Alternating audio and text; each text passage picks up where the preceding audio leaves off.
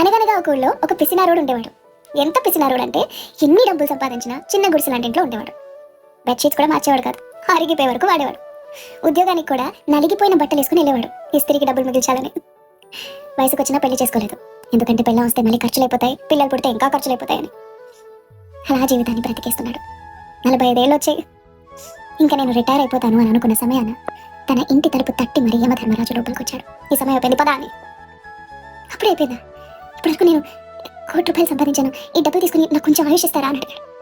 యమధర్మరాజు గట్టిగా నవ్వాడు, కుదరదని చెప్పాడు.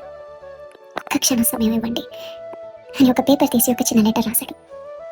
ఈ డబ్బులు ఎవరికి దొరికితే వాళ్ళు, దయచేసి జీవితాన్ని బ్రతకడానికి వాడండి, చావులో ఇది దేనికి పనికిరాదు అని డబ్బుల మూటలు రాసి పడేసి బయటికి తెరేశాడు.